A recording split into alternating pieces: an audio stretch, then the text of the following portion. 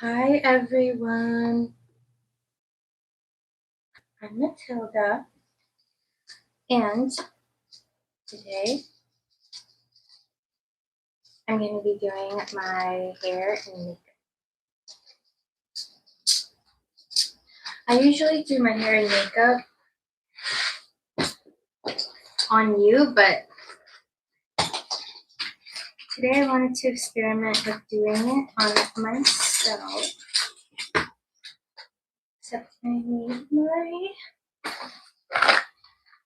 mirror. This is good. And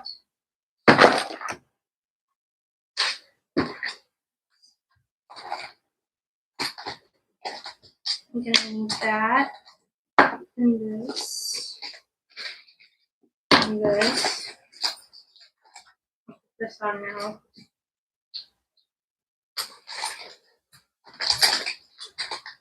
And I'm looking for my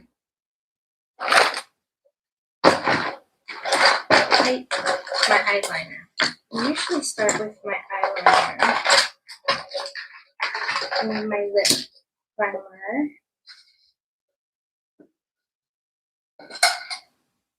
Finally, I'm able to open this again. I'm going to use this, and this brush is fine, and I'm going to use this eyeshadow palette, and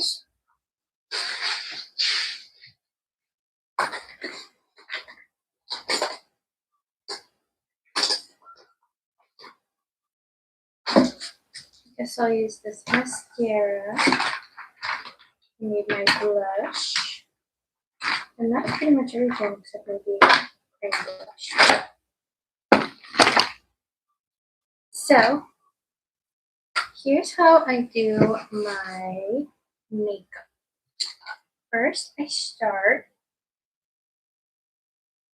I always feel like the camera is reversed and it's messing with me. But the first thing I'm gonna do, unless I want to add contour, but we could for fun. Let's see. I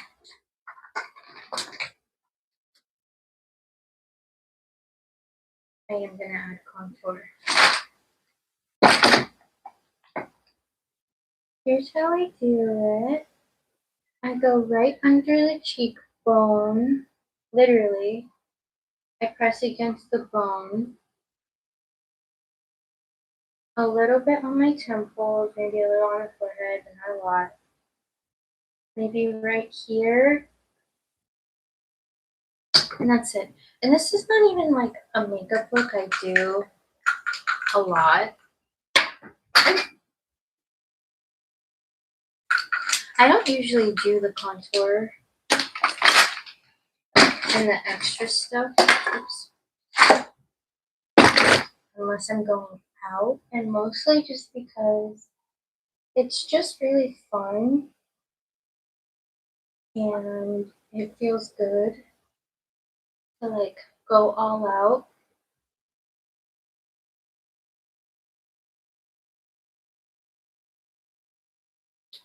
But yeah, I put on my temples, my forehead, and then my cheekbones.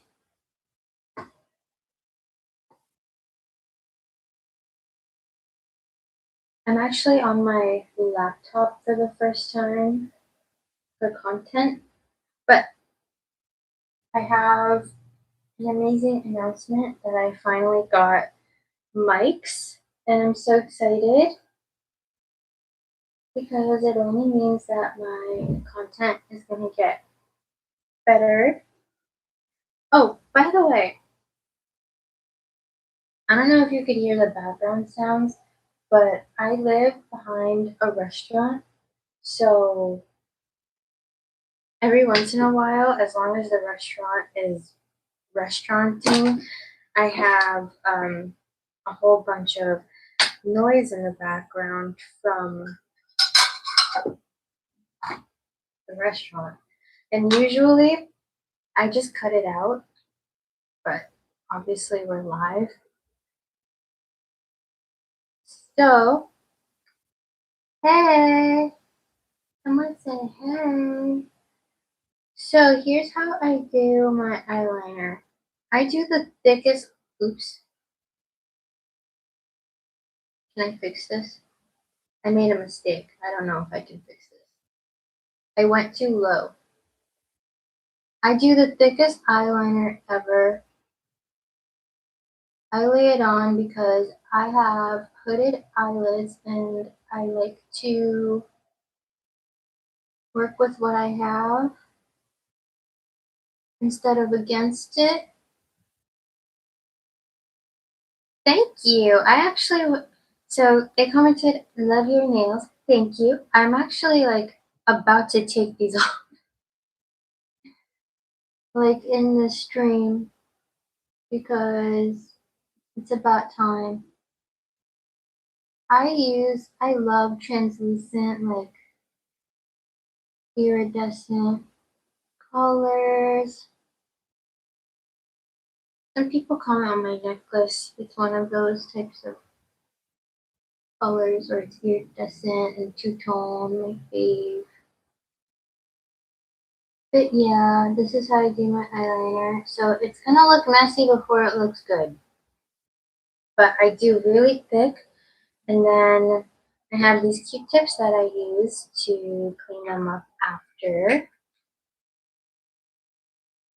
The eyeliner that I'm using is NYX Epic Wear Waterproof Eyeliner. When I first got this eyeliner, I hated it. I thought it was so ridiculous that this applicator is so long. I felt like no matter what, I kept bumping into my eyelashes when I used it, so it kept getting in the way. But I'm not someone to throw away stuff. I just use it till it's done and then I move on. And even though I really wanted to throw it away, I kept using it and eventually I got really good at it and it actually helped me with my technique. Like before, I was way too afraid of thick eyeliner, but now I can do it really easily with this type of applicator.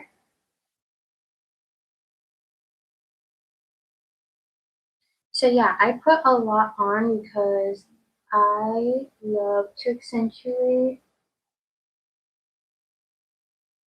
my hooded eyelids. I work with what I have, not against it, and I think it makes me look cool. Oops! I just got some in my eyebrow. Oh my god. But yeah, this is how this goes. I'm gonna put this away. And what I'm gonna wanna do is clean up because I got some under here and it's just everywhere right now. Oops. Oh, and you guys know by now I'm pretty clumsy. So yeah, I take a Q-tip, I'm dipping in some Aquaphor.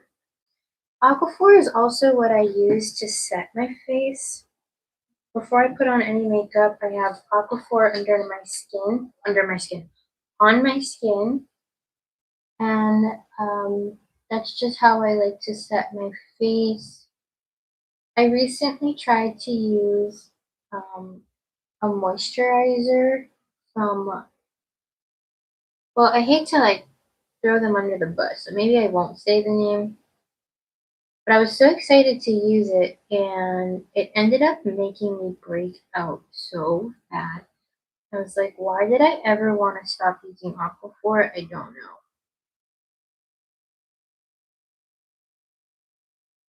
Aquaphor is really good.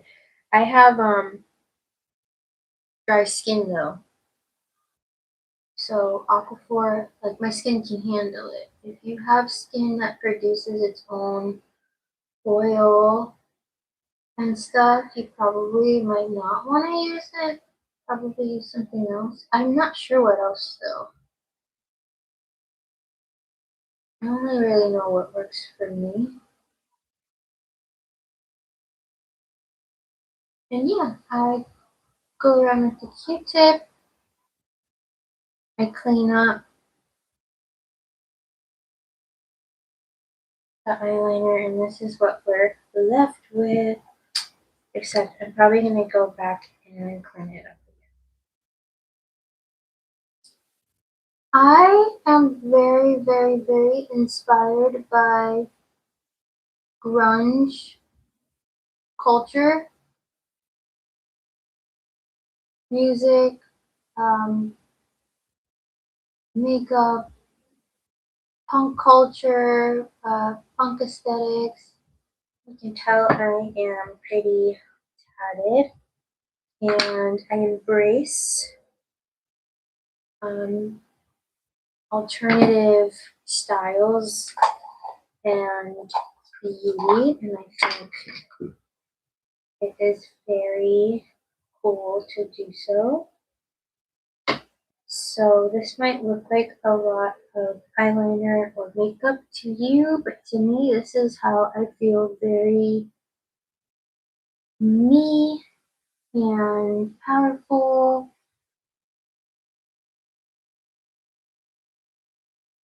And I don't think there's any shame in loving makeup. And also there's this one fruit fly that keeps bothering me. I swear I just saw it. But yeah, I can go back in and clean this again. What would I do without my Q-tips? And I almost thought about just leaving them because I was like, I don't need them, but no, I need them. And then I'm gonna go in one more time on the top and just clean across. Oops. Oh God. Making a mess. Making a mess. The eye makeup is like mesmerizing to watch. Dang! Not even done. I'm trying my best. I feel like the pressure's on because I know there's people watching, but yes, this is how I do. This is like the hard part. Hard part's almost over. Okay, y'all hear that? There's people outside. They're gone. I swear I'm like I just be scared. Not actually, I don't know. Every time there's people outside though, I'm like nosy. I go to check. I'm like, I have to know who's making no sound. That's human instinct though, right? I'm a city girl, but I'm still a safe city girl. Like, I need to be aware of my surroundings. I know I have viewers from all over the world, and that makes me so happy. Personally, I was born in Boston, Massachusetts. Hello, Mathilde. Hi. Welcome to the live. I'm doing something new today. I'm doing my makeup and my hair and my nails, and we're gonna see how it goes. Because usually my makeup's a little wonky, but I feel like that's part of this step. I was talking about how much I love the grunge influence. I like things to be a little messy, a little, like not so polished. That's my vibe. This is the result of me cleaning up my eyeliner. Here's the next step though. I'm going to actually apply my highlighter now. Sometimes I do this thing where I go in and I clean up my eyebrows and put like concealer underneath to make them pop, but I'm not feeling that today, and it's because when I do that, the concealer tends to shift, and then when I put shimmer on top, it's like even more textured. Like it doesn't look like shimmer, it looks like ash. Like it doesn't look good. It looks like I'm ashy. And every time I feel like I make a mistake with makeup, I'm the type of person that I just blame myself. I'm like, it must be the way that I did my makeup today, or maybe I didn't apply enough, or oh, I didn't look hard enough in the mirror. Like, no, it's not me. The product shifted throughout the day because of whatever chemical reaction happened with the concealer. That's what happens when you're not like a makeup fanatic. You just stick to one thing over and over. I feel like when you start dipping into different products and brands and stuff, you know, like, oh, this lip gloss is not long lasting, or this perfume is not as strong as this one. But when you stick to one thing, you don't really know. You always just blame yourself. This is why there's a metaphor in here. This is why experiences are important. Okay. Anybody that's gotten their makeup done by me has seen this thing. This is Shadow Switch Makeup Brush Cleaner from TJ Maxx. It says instantly cleans brushes, no water or cleaner required, which is why I bought it. So it has this sponge in the inside. As you can see, I've been using this for many years. This sponge, you can see all the different colors on it from all the times I've used it. But yeah, then I go in with this. Also, I hope you guys can hear me okay because I'm using a new mic, but I can take it off too. Or if like y'all hear the wind,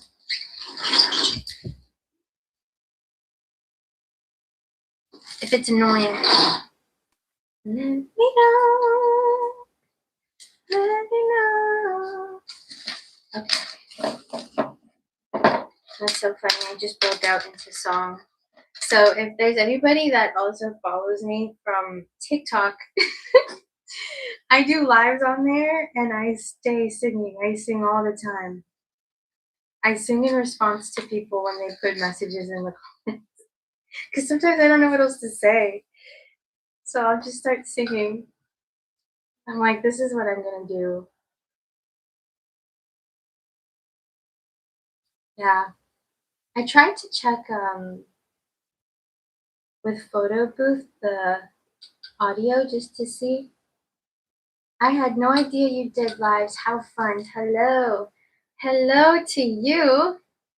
This is my first live on YouTube. I had no idea how this was going to go. I actually was really nervous. I don't know why. It's just because YouTube feels like such a big place. And I don't know, it's the same. It like literally every time you post on a different social media platform, it's like a different landscape and world, and you don't really know what to expect. Like some of them are very nice and inviting and like community vibes, and some of them are not. And you have to like figure it out. And when you go live and you open it to the world,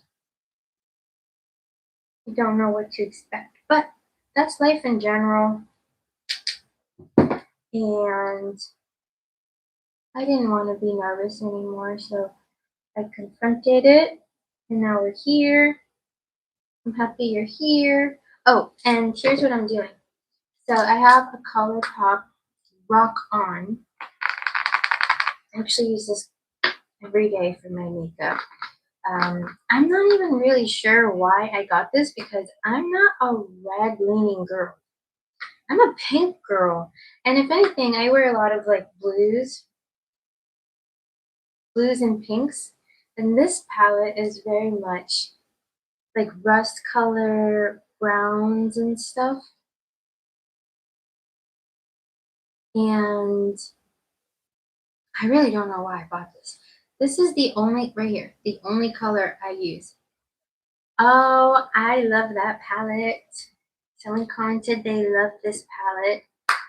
Are we ColourPop girls or what?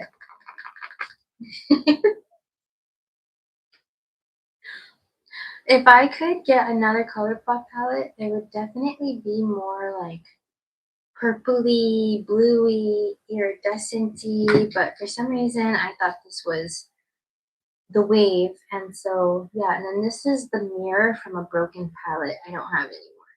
Matte Essentials Morphe. I guess my vibe was like I want to go very neutral, but maybe do a pop of red if I'm feeling it. And I've never in my life done a red look. Maybe I should start. But lately, the way that I do my makeup with my eyeliner, as you can see, like my entire lid is covered with the black eyeliner. So I don't really use color. I feel like this is gonna be niche for some folk, but Trixie Mattel does an entire lid of just eyeliner, and that's how I feel. Oh, and I am going in with this sparkly color here, the white, and my brush, and I load my brush. I load it so bad. And then tap off a little extra. And I put this in the front of my eye and on um my brow bone, my brow, the right underneath the arch of my brow is where I put this. Very 2000s placement. I find that this works for me. This is where I have my fun with colors because I don't put them on my lid because I just don't have room. So I put it over here and in the front. And sometimes if I'm feeling saucy, I'll connect them, but usually there's supposed to be some level of separation. I find rust colors hard to use too, to be honest. I I don't know. In my head, ever since I was a teenager, I loved this look of when the girls, like specifically goth and emo girls, when they do the red look, like underneath and around, like they'll do a smoky eye with the red, and it looks so cool and so sick. I don't really look that good with the smoky eye in general. So I definitely don't look good with the red one. Like I really don't look all that good with like I don't really know. Maybe it's just in my head and I need a professional to do it for me, but anytime I try to do a look that involves like bringing the color underneath, I end up looking really like too grunge. It ends up just looking like I don't know how it look like it doesn't look cool on me. It looks like I tried to do makeup and I didn't know how. Is the best way I can do it. It doesn't look I can't pull it off. So this is what I do instead. This is what I do instead. No smoke, just lime. Just that came off horrible.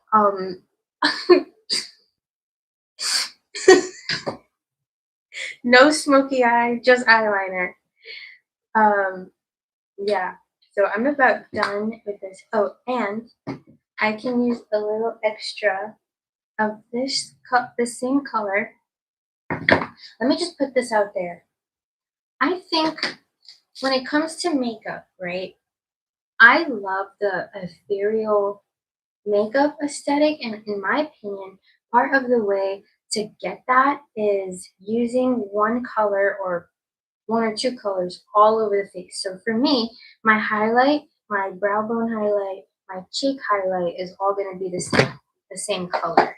And I feel like this gives the look of like the color coming from inside out. You know what I mean? Ooh, this is not my mirror. So I am gonna layer some of the highlight on my cheek. Mind you, I'm just having fun. This is more makeup than I usually do, but I'm just having fun. Usually, if I'm doing my makeup for the day, I'll step out in just the eyeliner.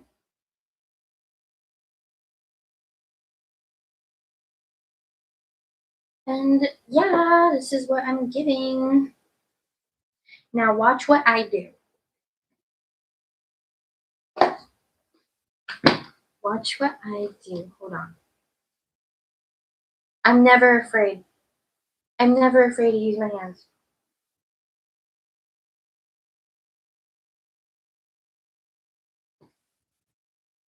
Never. Oh my gosh.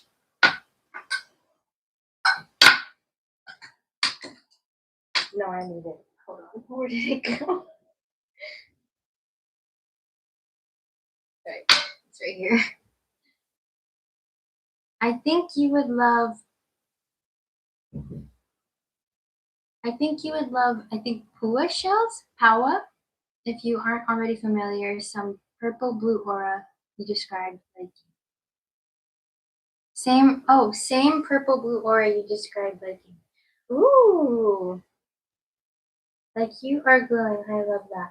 I love to wear shells and beaded jewelry like this. Also, these earrings are beaded. Um, I'm wearing shells right here on my necklace. Shells of all kinds are my favorite. And for some time now, I have been needing to fix some of my old jewelry. I had a lot of jewelry at one point. It started to all break.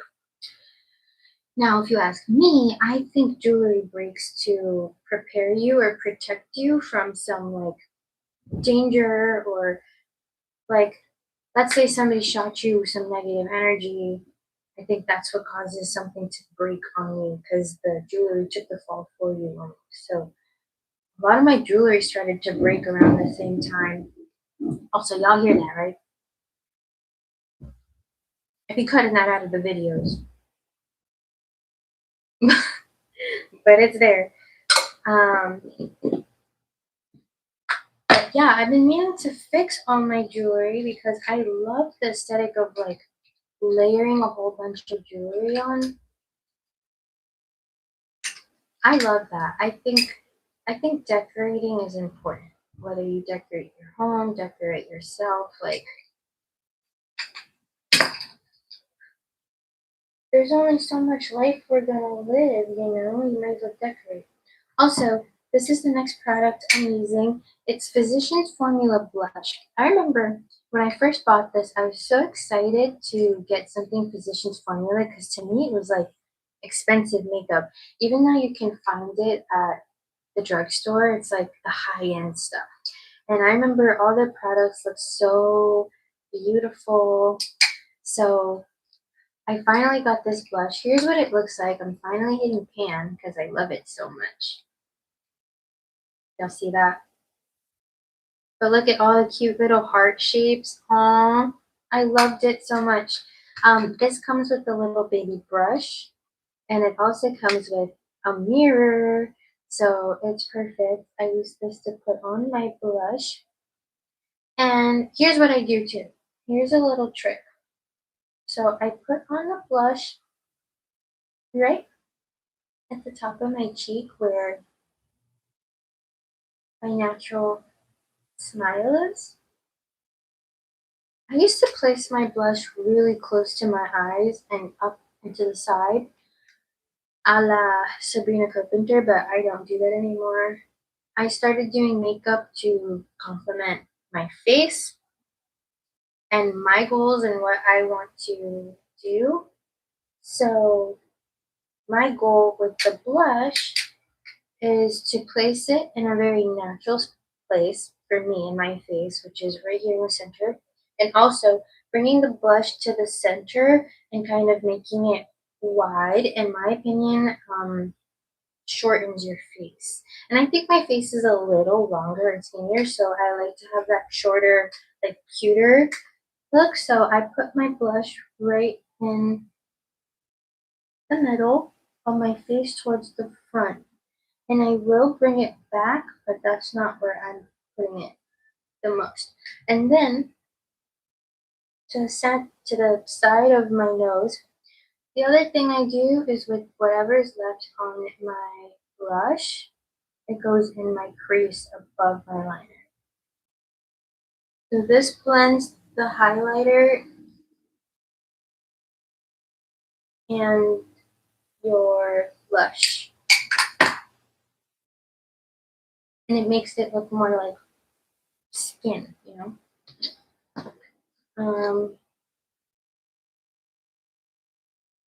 Happy Sunday. Hope everyone having a great day. Fresh start to the week. Smiley face. Thank you. Happy Sunday, everyone. I agree with that. Happy Sunday. It's the start of the week. For me, I've been really wanting to do this, like get on live for the YouTube community for a very long time, and I've been shy to do it. So if you're listening to this, let this be your sign to do something new today, something that inspires you, something related to your dreams, something that puts you a little bit outside of your comfort zone. Because who knows, you might get some people that enjoy you and enjoy what you have to offer along the way. And I think that that's very important. Yesterday, I took a trip to the Arboretum. If you're not from Boston, the Arboretum is basically a beautiful walking trail. It's Harvard's, I call it like the Museum of Trees. They have like tree specimens from all over the world, but obviously they're like 100 years old now. So the trees are just big and beautiful. And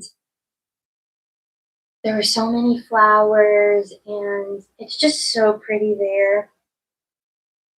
So I took a walk there, and I felt like I needed that because whenever I feel too overwhelmed by everything I have to do, I need nature, and I either go to the beach or I'll go to the arboretum around some trees because it just makes me feel like a human in a primal sense. Like when you can just go somewhere where there's no other distractions, you could just be with the trees. You're like, this is what it's all about. This is what I want to do. This is what I want to do. I'm clumsy, I just dropped that. But yeah, I packed on the blush and I put the blush in my crease. I know you can't really tell, but that's kind of the point. The scenery seems really nice. It's a great feeling to be out in nature. I agree. Yeah, it is so beautiful there. It is really one of my favorite places ever in the whole world. Although the more that I want to travel, the more that I tell myself to stop. Um, well, not to stop saying stuff like that, but like, I don't know. I'm from Massachusetts. I have to see the world, man.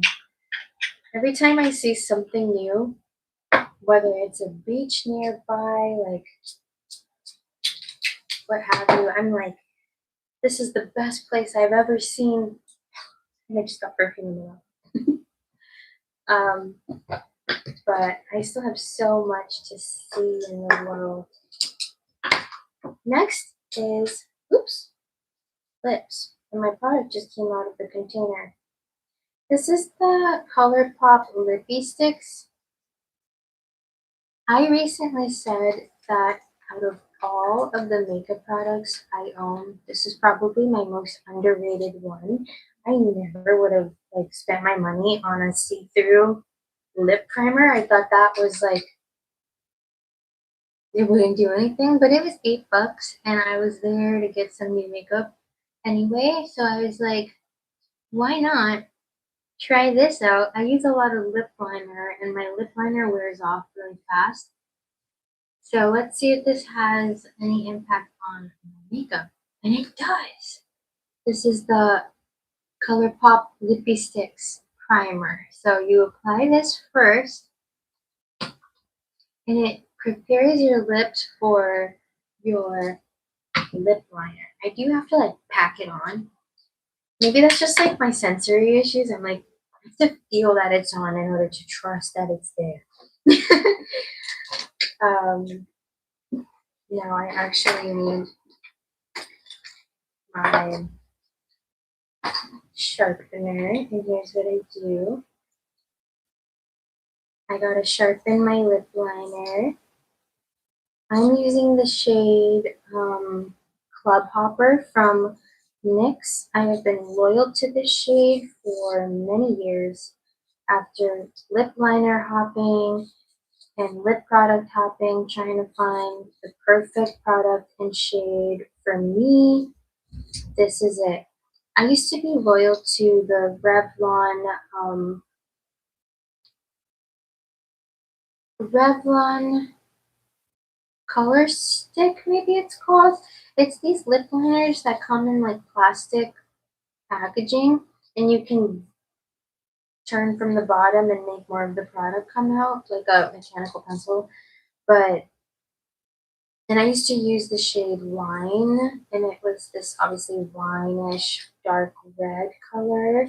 I've always gone for more darker tones, just better suits my skin tone. But ever since I found out about purple leaning lip liner, this is it. Purple leaning lip liner was it all along.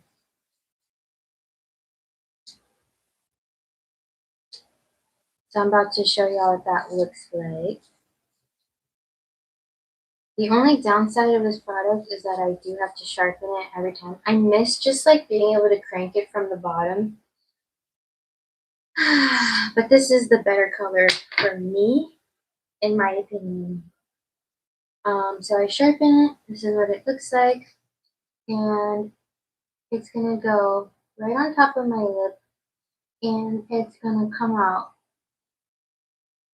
very pigmented because I applied the lip primer. And here's how I put on my lip liner. I apply in layers. I never do one layer. And I don't do a thin line. I do a thick line. I don't know if you can see that.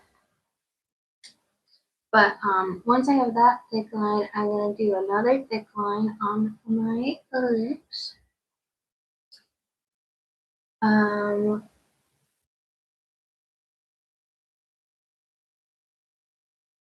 my top lip.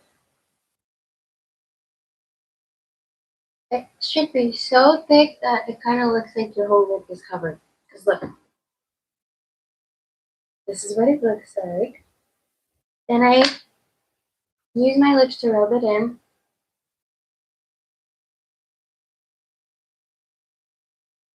Clean up around the edges because, like I said, I'm very grunge and very messy.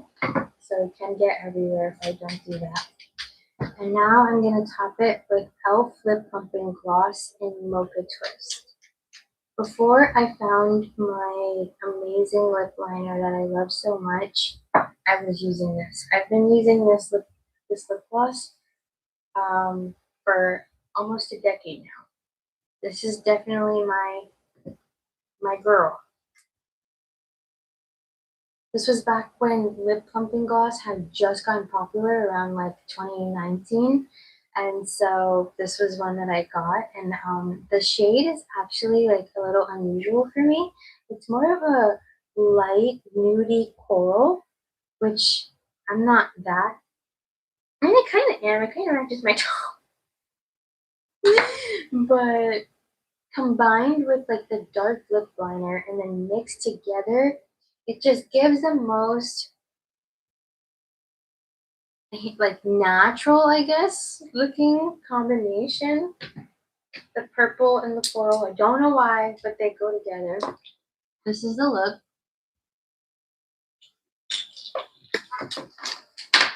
The last thing I need to do is mascara.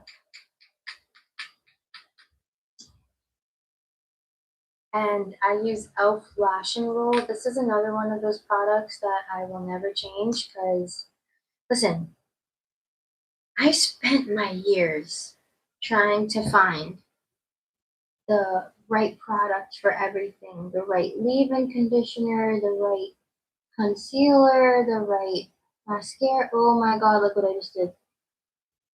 The right everything. And when I like something and it meets my standards, I don't change it. This mascara I really like because the wand is very small and skinny and thin, and I think that's better for my eyelashes because they're a little on the straight and like denser side. So I love this applicator because as you can see it has that bend too. When I really push it into my eyelashes, I feel it picking up my eyelashes. And it's meant to be rolled, so I do pick up my eyelashes and then roll them into the applicator, and that's how I do them. But my goal with mascara is not super mega volume. So if that's your goal, this is probably not the one for you. My goal is to just conceal them. I put powder products on my eyes and stuff. So sometimes my eyelashes get a little messy. And the mascara is just to make them black and blend in with um, my eyeliner. I had this realization the other day. The realization was this: the eyeliner is the lashes. Like, if you really look at the makeup look that I'm trying to do, the eyeliner is the lashes. So I don't really need to accentuate my lashes. I actually just need to hide them because the illusion I'm creating is that the eyeliner is the lashes. You're so creative. Thank you so much for the constant uploads. You, torta egg. Thank you so much. Thank you so much. I started about 3 months ago and I dedicated myself to posting as often as I could. And it really paid off because I'm just so grateful for everybody that has been along for this journey and watching my content, even though I don't have it's been a learning experience. I'm finally using a brand new mic. It's right here.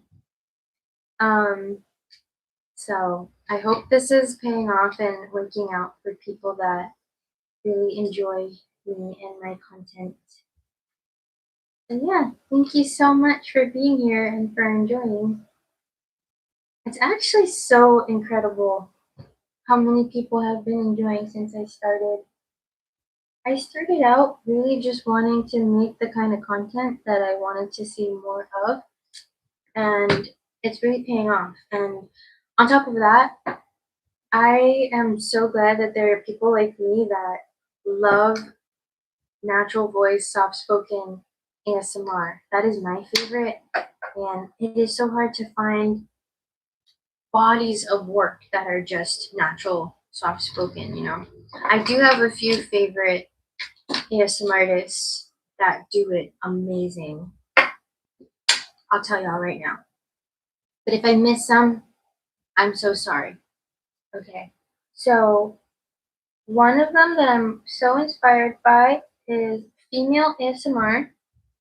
Another one is called August. She makes soft spoken ASMR with a model, and they're always amazing. Another one is Rebecca's Beautiful ASMR Addiction. She's amazing. She does a lot of soft spoken ASMR and does so much with like the rummaging, and I love like rummaging sounds, looking sounds. What else? Atmosphere in all caps is incredible. They don't tend to whisper, they do like the natural soft spoken ASMR. There's a girl on here, I'm pretty sure called Leanna ASMR, who does like appointment doctor style ASMRs with the natural voice, just like a real appointment role play. I love that. I love realistic ASMR. There's also a woman on here who specializes in QVC ASMR. In fact, if you look up QVC as ASMR, she'll come up. She does fantastic QVC style ASMR videos. Those are some of my favorite. There's a woman on here. Her name is like Diana Piera, something like that. I probably butchered her name and I'm so sorry. But she does singing ASMR. So like natural tone singing ASMR. She sounds like a mermaid, siren, singing into the mic. And I don't like it works. I get insane tingles from that. There's a woman called Siri Nimi ASMR, something like that, something similar. Maybe I'll make a video and like list everybody in the description. She does natural voice ASMR and she also specializes in doing like horror, weird, scary style ASMR, which I love. I'm obsessed with. Hello from Brazil. Welcome, Brazil. I was just talking earlier about how there's people from all over the world here, or at least like subscribe to my channel, and that is so incredible to me. I'm also wrapping up my makeup now. I'm so happy to see you from Brazil. Brazil. That's how they say it. Yeah, I'm so excited. And now I'm gonna move on to my hair. Everybody has been wondering how I do my hair. I'm gonna show you guys how I do my hair. My paper hair. Once I put this all away.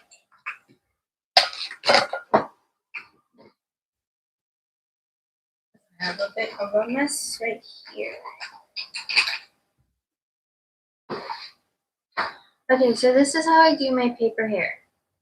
Listen up. I'm playing. I have to be careful. I have the pencil shavings from my lip liner right here.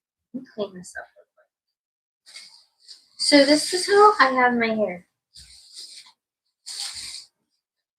I have two of them. I make these from newspaper.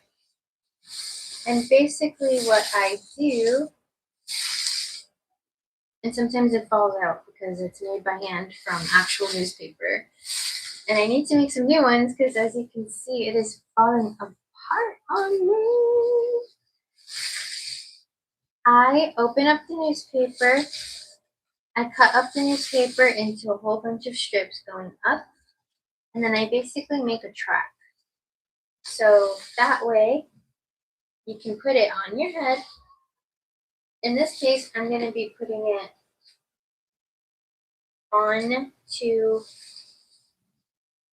my bun. So this is important. The way that you have the foundation of your hair is going to be important. You are going to want to style your hair into buns, and the rest of your excess hair, you're going to want to wrap that around the base. You basically want like hangers. I'm going to explain to you why. And you're going to want two of these, one for each. Now, there's different ways this can be done. My rainbow ones are with the string, and that's a lot easier to do. But my paper hair ones, here's how I do it. I am just gonna wrap it around my bun,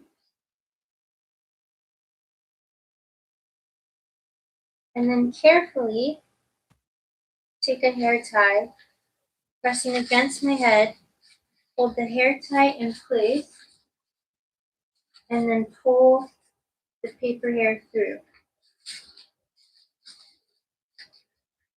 If you're like me, you'll probably lose some hair along the way, some paper hair. But yeah, you gotta do this at least twice.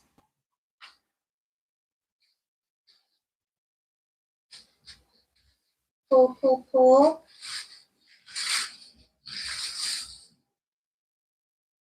And there you go.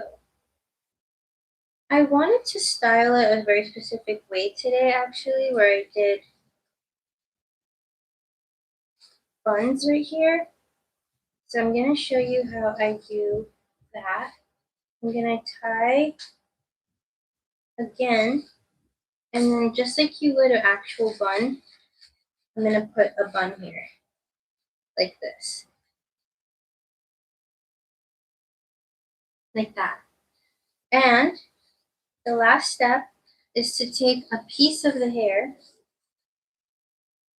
this much is fine, and wrap around the base. This is going to secure it tight, and it also helps mask like your real hair underneath. I go for very surreal. I don't want to be able to see my actual hair, so that's how I do it. But I imagine some people that have longer hair are gonna want to just use the paper to accentuate, and I think that'll look cute if you just mix both in. But I go for a look where you can't see. So yeah, then I can go in with the other one. So this is one. I go in with the other one, wrap it around the base. I use my hair tie. Pull, pull, pull through.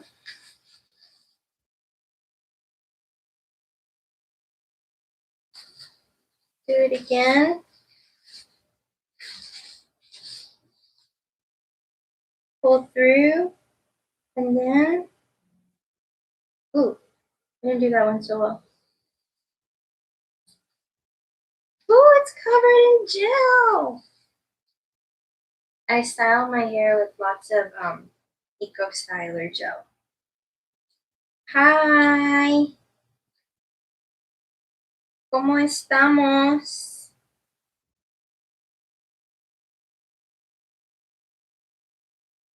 Samira ASMR with me. I'm showing the world how I do my paper hair.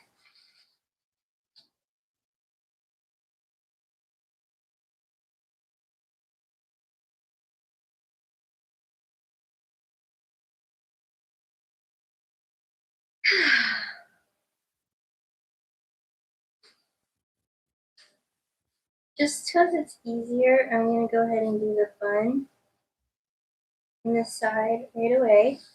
I'm going to grab some extra hair from the bottom. Ooh, this piece I made really long.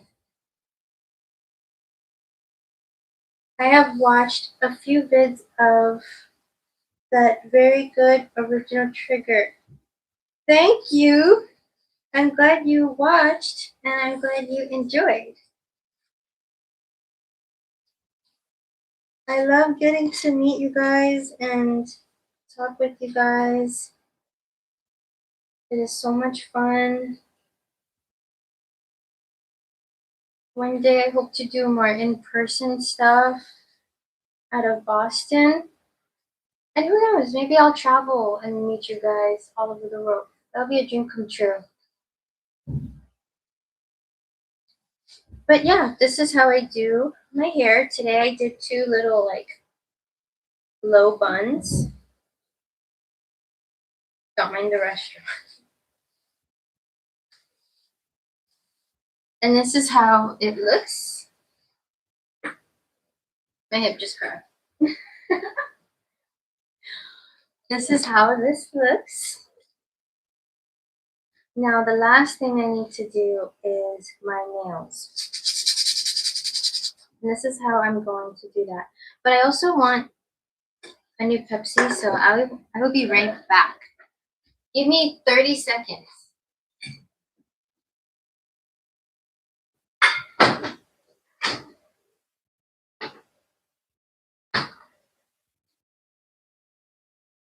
Okay, less than that. I'm back.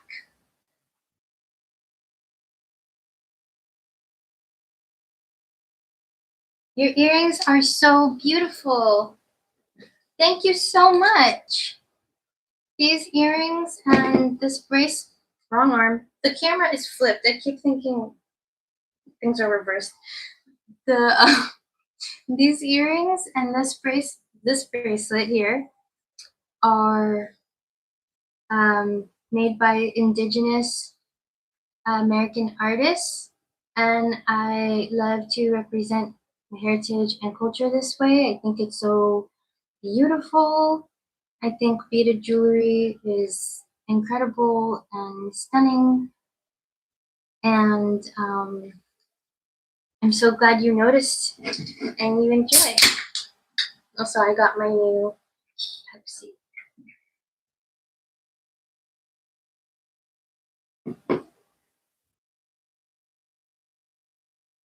So thank you so much. Um, love.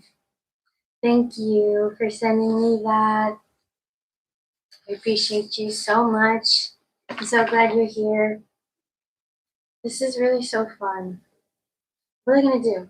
I'm showing you guys how I do my nails. So you're probably like, what nails? So believe it or not, I do my nails every time I record a video. As you can see, I do them very nude, but if you look closely, it's actually a pink color. It's a shining iridescent pink with the cat eye effect. But they're obviously dull now. It's been like at least 2 weeks since I've done them, so they're messy. You said, girl, they are so good. Mine are bitten so bad. That's funny. I tend to stim with my, first of all, thank you.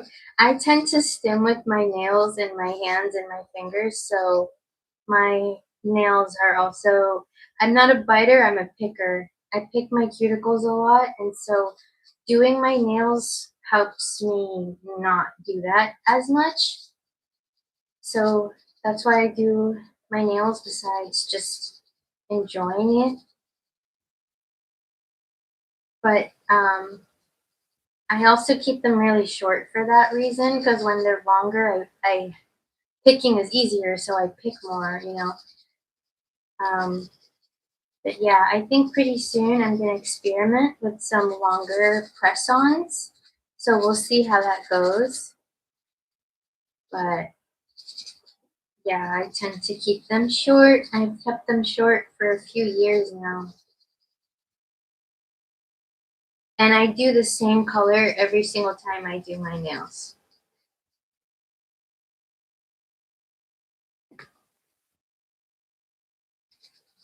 I hope the audio sounds okay.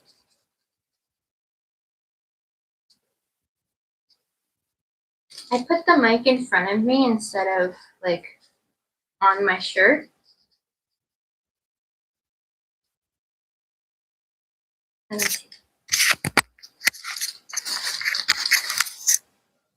I could put it here.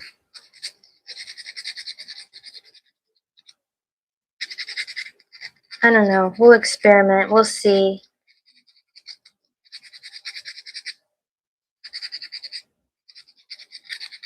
I figured after this live,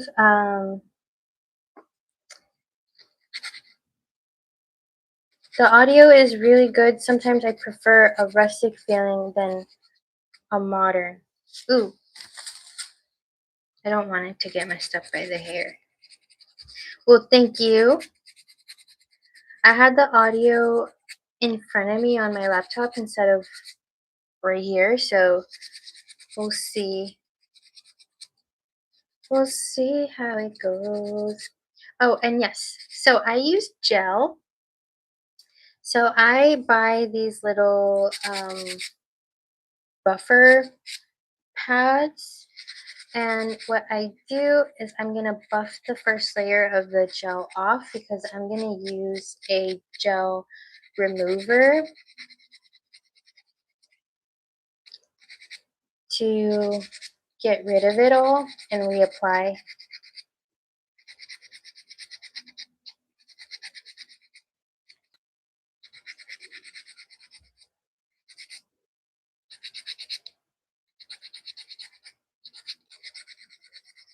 I hit the hour mark, y'all.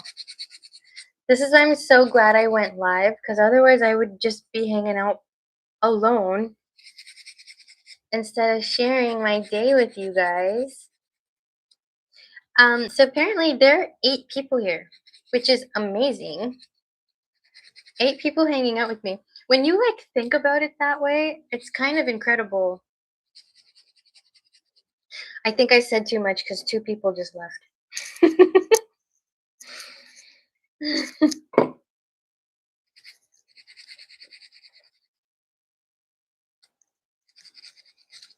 I get it. When I watch other people's lives, I like to feel incognito because feeling also my nose itching after I just did all that dust. I like to feel incognito when I'm viewing other people's lives because when they acknowledge the people that are in the room, it's like it's just so anxiety inducing. You kind of don't want to be perceived. This is absolutely empty. I gotta check if I have a new one. I hope I do. I think I do. Can you do the jewelry design as ASMR DIY?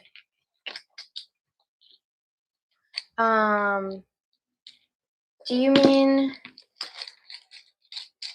I can? I think I know what you mean.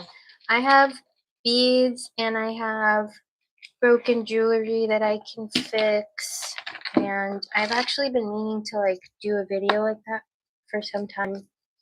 But maybe it's because I didn't try it enough times. There were like these 2 times I did videos, like ASMR videos. I kind of just set up the camera while I did stuff, and they didn't do so well. So I kind of moved on from that. But I do want to go back to doing that because I don't know, I have a lot of like arts and crafts projects I want to do, and it would be perfect to just do ASMR videos to them.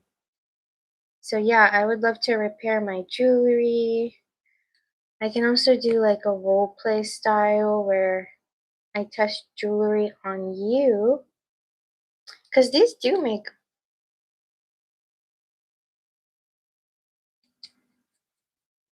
nice sounds, right? I don't know.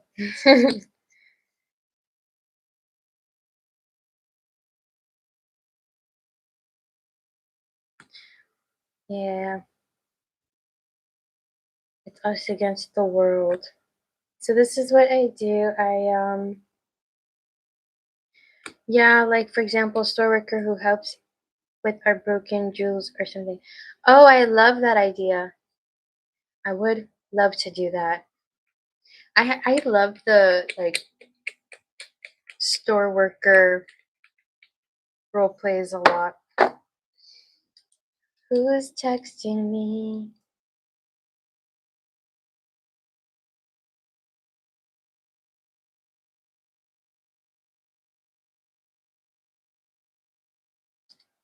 Hold on.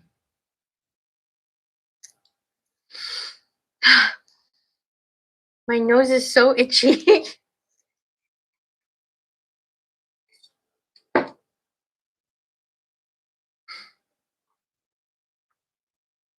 Okay, so I use this gel nail polish remover.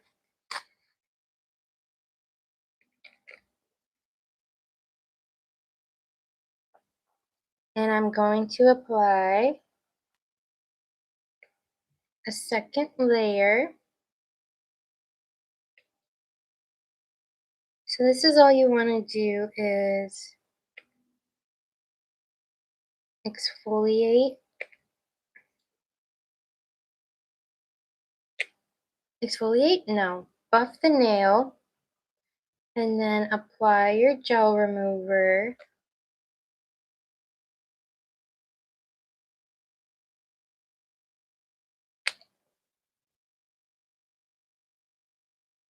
It's been so fun. It's 12 a.m. where I am, so bye. Good night. Good night. Oh my gosh. Where is everybody? I am in Boston, Massachusetts, and it is 3:47 p.m. There are people watching all over the world. I am in the UAE.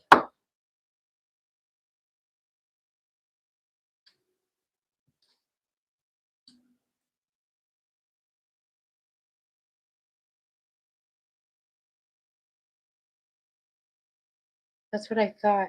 United Arab Emirates.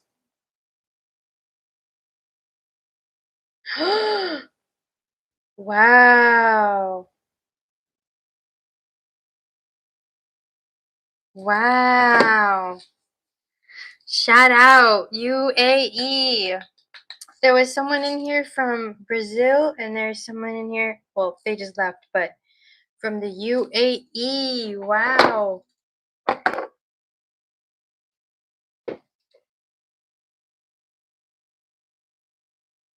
Now, I'm going to use my next tool. This is the tool, y'all. This is what you need. You need one of these if you want to remove your gel.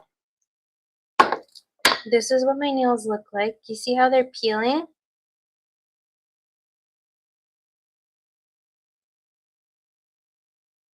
It's because I use the gel remover. Girl, I live in a lane. It's like the farm side, not anything special.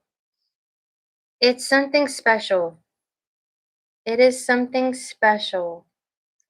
I bet it's beautiful. You know, this is kind of off topic, but I had a revelation this morning. I feel like we as a society spend all of our technological growth and production trying to be exactly like how we were in the past. Sustainable, growing our own foods, building communities. So the farm side is nothing to underestimate. It is so beautiful, so natural, so rural. I think it's beautiful. Some of my favorite places in Massachusetts are foresty areas, places you can go on a hike.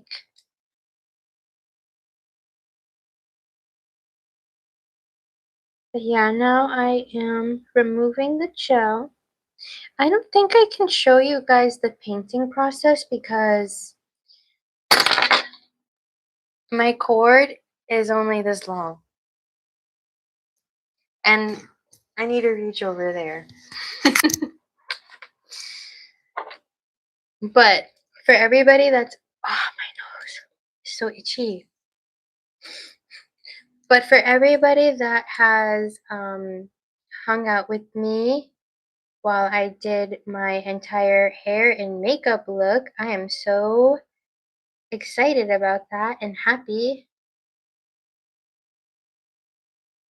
I'm trying to keep it chill and I think that this might upload after. So I'm trying to keep that in mind, people might listen to this for ASMR. I live in the desert, crying face. Okay, bye for real. Aw, good night. Trust me, there are people that want to live there, that want to visit there. I get it. I get it. The grass is always greener. But I think I'm just so inspired by how far people are and where they're watching from. I think that's amazing. Y'all hear the seagulls? Woo!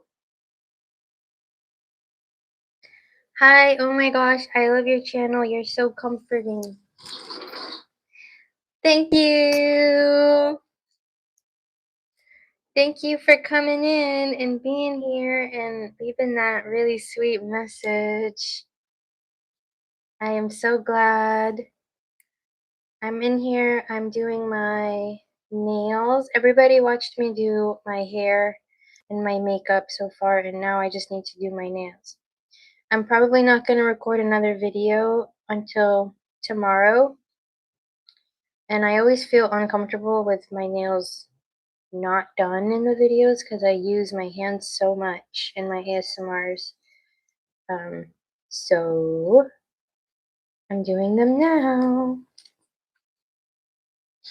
Hello. Hi. Oh my god, people are commenting. Welcome, welcome, welcome. Welcome to my ASMR studio. This is not the view you guys typically get. I usually sit like right there to record my videos. I'm at my table right now. But I am very happy to see you guys. How are you?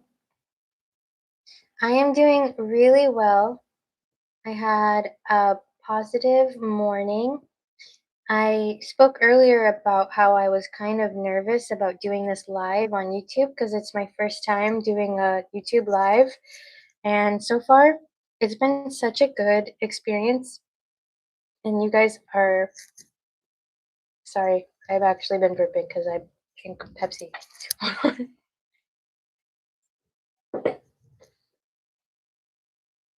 You guys are so sweet and make this experience so fun. Someone said, I love your earrings. I'm crocheting right now, so I won't comment much, but I love your ASMR. Yay! I hope you enjoy. I'm just doing my nails right now, removing some gel polish. This is my progress so far. It looks crazy. But yeah, I tried to do this about I adjusted my shirt with the gel polish, still wet, and now my skin is burning. I can feel it. But yeah, I try to do this or every 2 weeks, but I don't always make it. Sometimes it takes me longer. Like usually I do my hands and my feet, but one, I didn't really want to do my feet on live, and two, it would take me like an extra 2 hours or something. You upload on TikTok? Yes, I upload on TikTok. My TikTok handle is MX Matilda, my name. And Matilda is Mathilde. So MX Matilda. But I don't have an ASMR channel on TikTok. It's just my regular account. I actually make music and I promote my music on TikTok and Instagram. So that's what I use those for. And then YouTube is for my ASMR.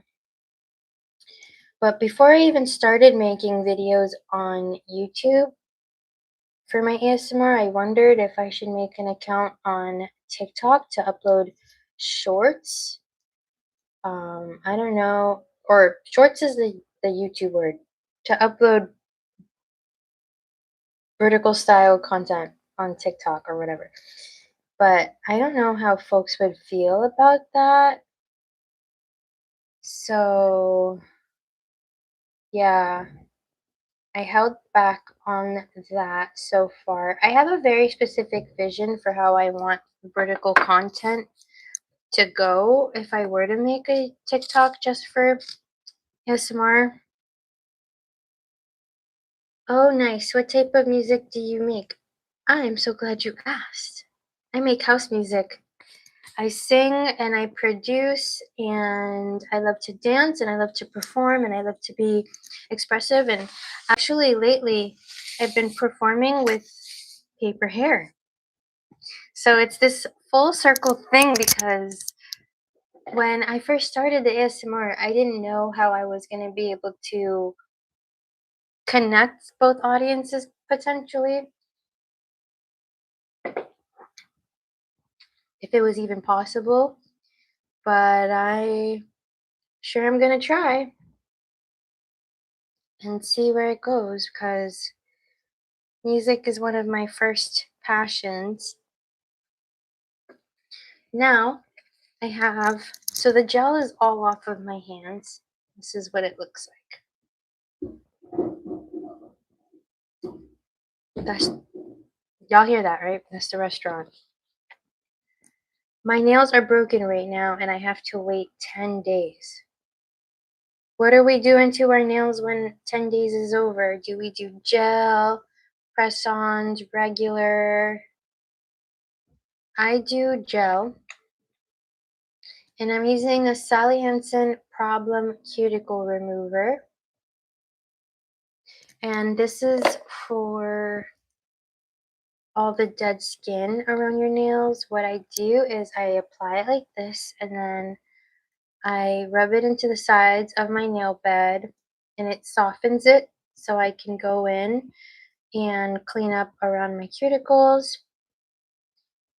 And then I need to cut my nails because they're too long. I prefer my nails short, short AF. So that's me. But once I do that, that's going to be the last step before I log off and I paint them because the cord is not long enough for me to paint them on live. I have to move seats. I envy producers, lol, tried once, but it's like rocket science to me. I am not sure for now, but they are going to be long and maybe red. So I'll respond to the first one. I envy producers, lol, tried once, but it's not rocket, but it's like rocket science to me. I I understand that. Um, I started producing when I was 12 years old on the GarageBand app when I had a little iPod Touch.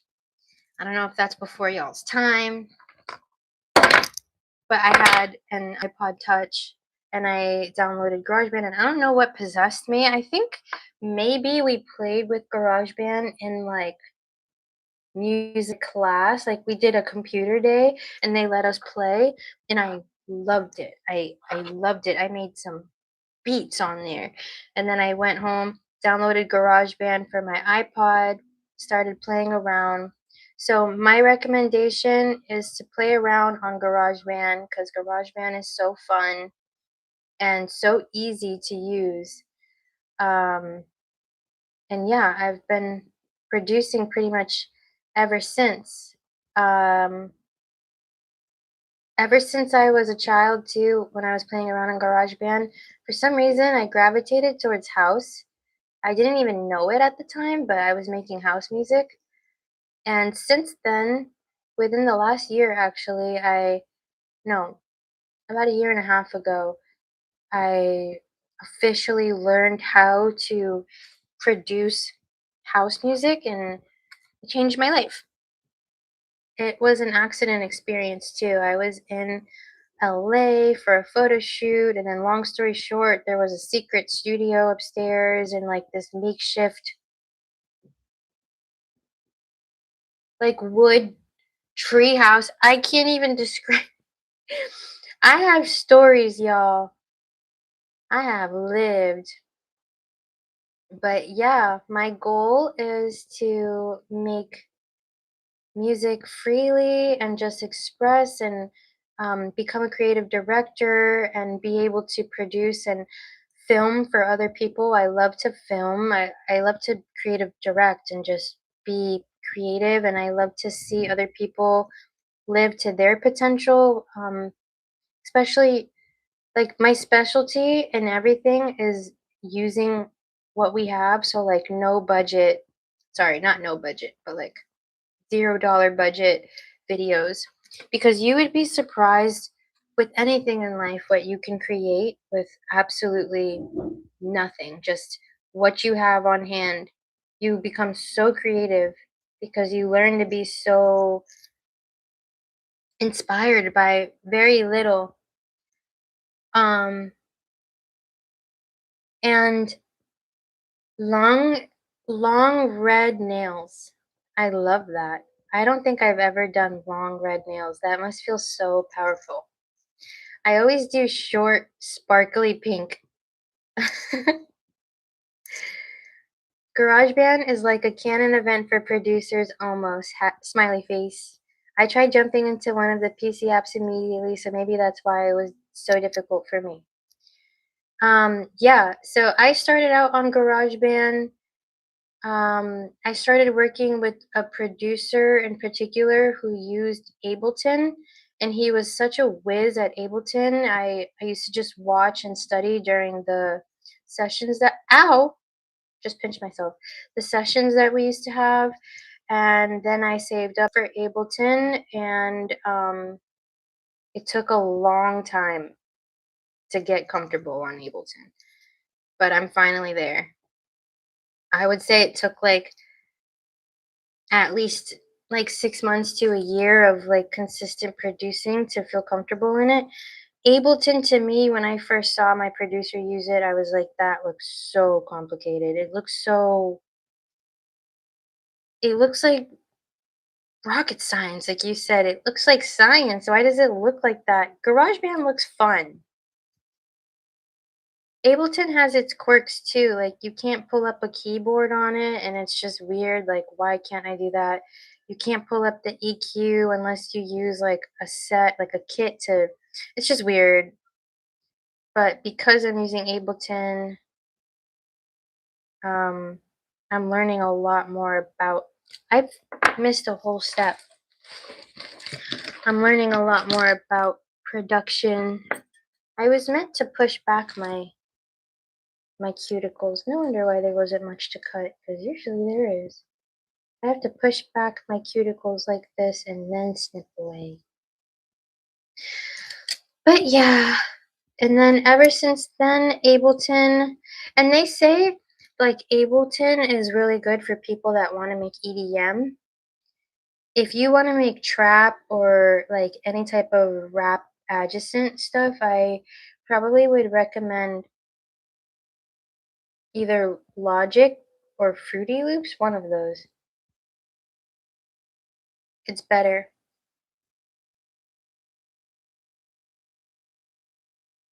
Hey, what got you into ASMR? I make music, that's what I'm working on making full time. You're pretty consistent on YouTube. What has allowed you to accept visibility? I use FL Studio and Pro Tools. It's a really long story about how I got into ASMR, but long story short, I was at a crux in my life where I had transitioned away from a very corporate job and environment, and I needed something else to transition to. So I considered opening my own business where I would be doing ASMR in person. But the problem is that I was starting with absolutely nothing. So it didn't really go well. And I considered like the only way I'm going to be able to build some type of clientele is if I make myself open online and I make content and I show people what I can actually do. And it's been that way ever since. So I've been growing this community, and I'm hoping to transition and like add in those in-person sessions that I've really been wanting to do. Um, but yeah, I can't mention my rise to ASMR without mentioning the fact that I started off doing music 2 years ago, like actually with a stage name and like really trying to pursue music. And when I had first started 2 years ago, I was basically, I have been extremely shy my whole life, to the point where I didn't even have social media for many years of my life up until recently because I was just so antisocial and shy, and I just didn't want anybody to know who I was.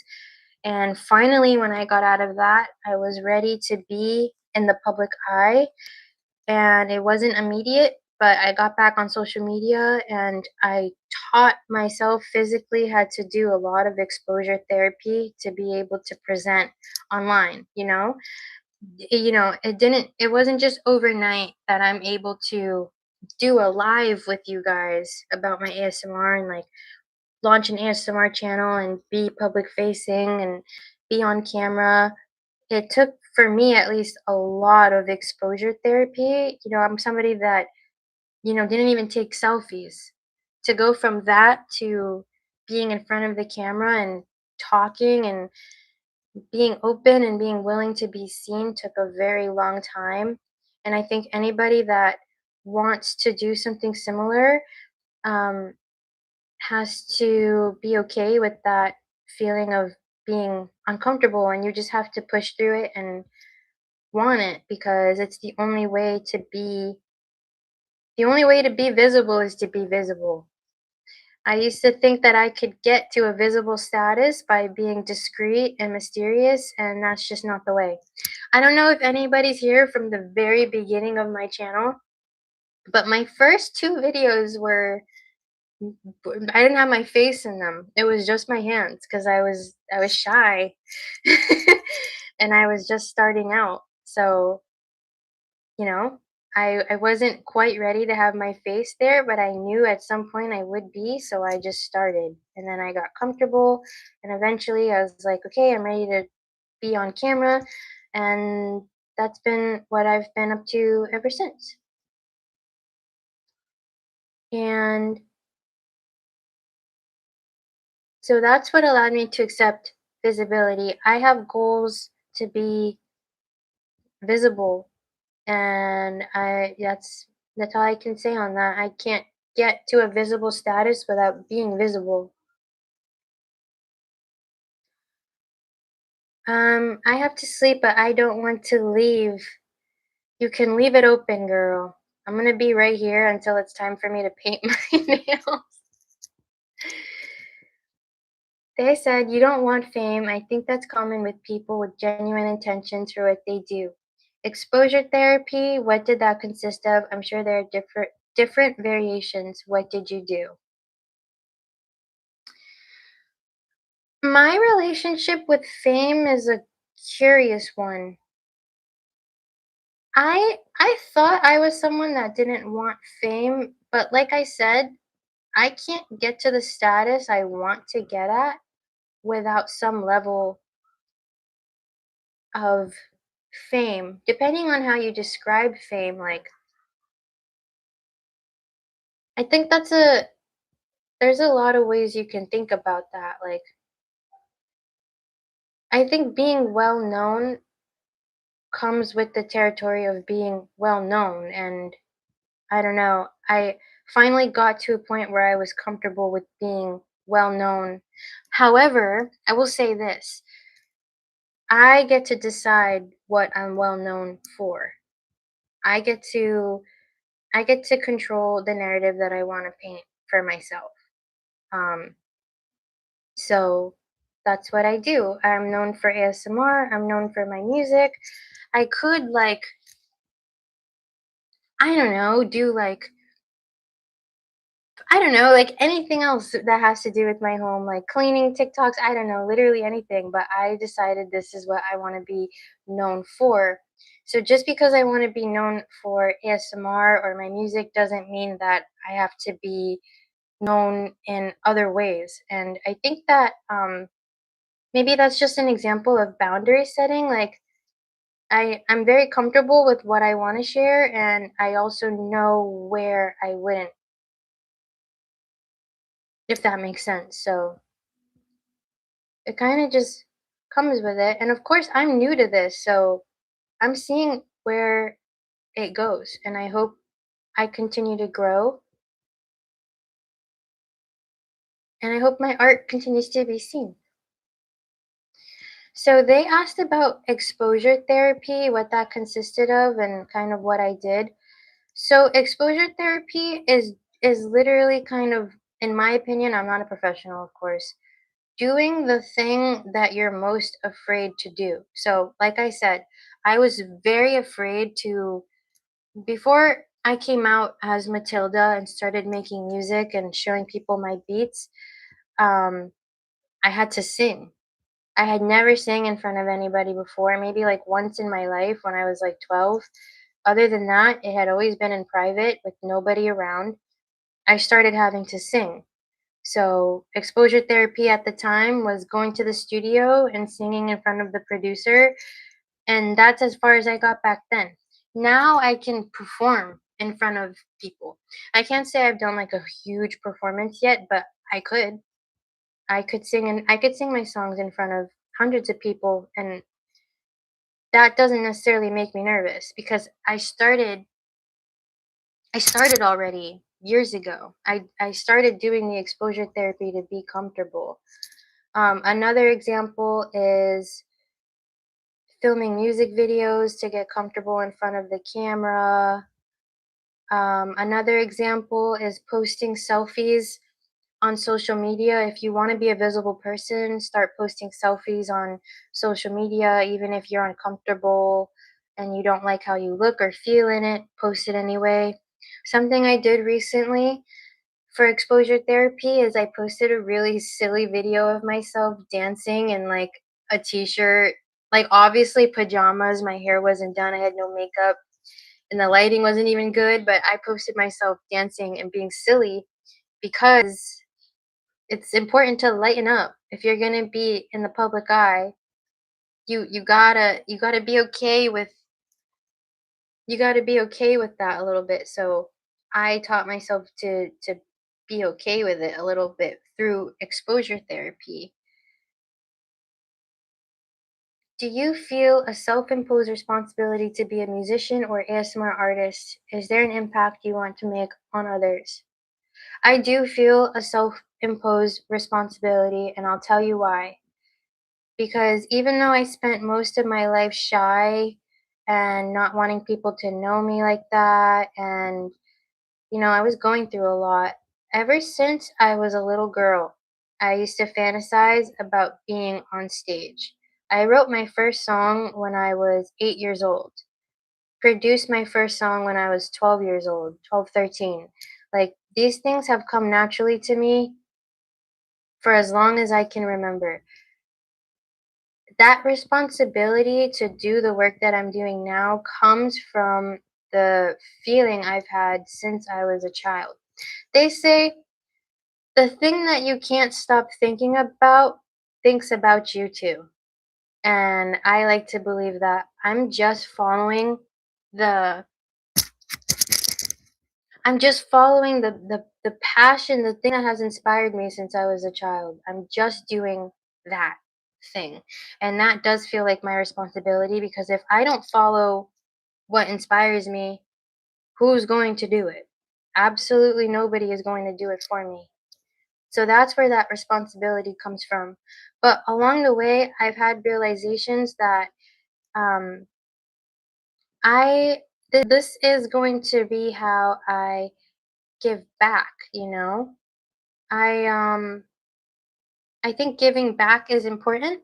Like, for example, for as much as people enjoy the content that I put out, um, I I put that much emphasis into the content that I create. It's a mutual relationship. I need to give in order to receive. So this is how I give, and this feels healthy to me. It wouldn't feel right to keep myself bottled up and not share myself. Sharing yourself is part of your responsibility. Like, that's how I feel. It's a disservice to yourself if you have talents and you have skills and you don't share it. Everybody on earth has something to share, has something to give, has some knowledge, something to impart on others. I really believe that. And this is how I feel the most comfortable giving back and sharing. I So yeah, to a certain extent, I see my music like that. I see my ASMR like that. Um, a lot of my music has themes of healing and being better and letting go of things that don't serve you. So I try to impart that type of knowledge and care into the art that I do. It's the same with the ASMR that I make with guided meditative videos and stuff. But yeah, is there an impact you want to make on others? First, I want people to know that if I can put myself out there, then they can put themselves out there. There is literally there was nobody shyer than me. And I think often about just there's a timeline where I chose to stay isolated and I chose to keep myself to myself. And I'm probably very unhappy in that timeline, you know? And I would encourage everybody that has something that they care about to do it. And if they want to try something new, to try it. That's what I would want to impact onto others. I want people to heal. I want people to know that whatever they've gone through, there's other people that have gone through similar things and that they're never alone. I want to hopefully serve as like a mentor one day to people, specifically young girls that have gone through the things that I've gone through. I want to inspire them and I want to make amazing art. That's the impact I want to have. I want people to enjoy my art and to be aesthetically inspired. Why not? I make house music. It's meant to be vibe to. It's meant to raise positive vibrations. So that's kind of the direction I'm going in and that I value.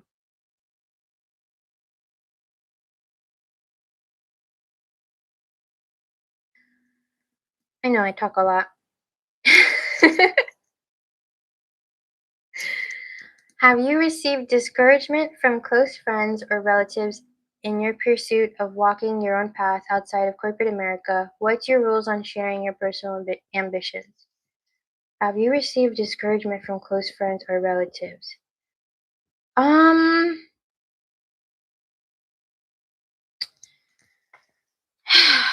yes and no. I am not. How do I answer that?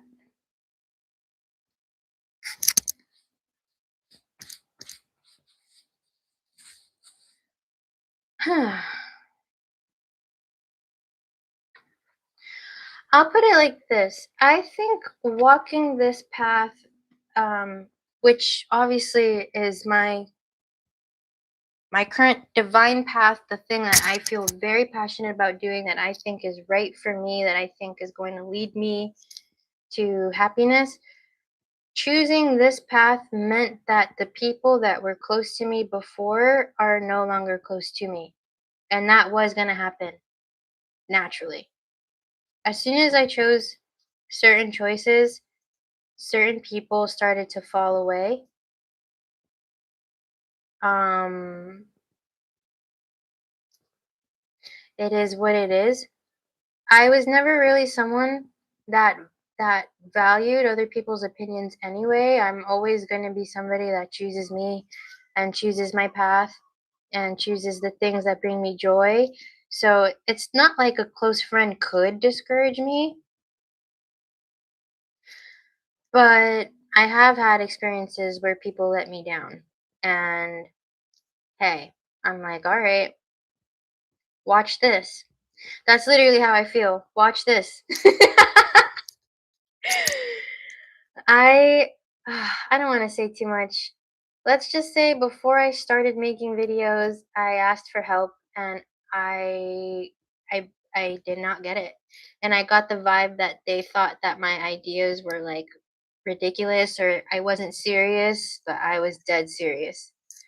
And because of that, I'm like, hey, like, I don't take it personally. I believe in myself enough for others. So it is what it is.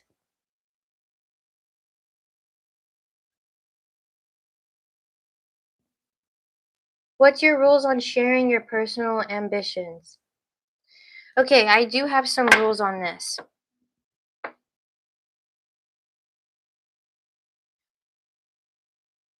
In general, I try not to share unless asked.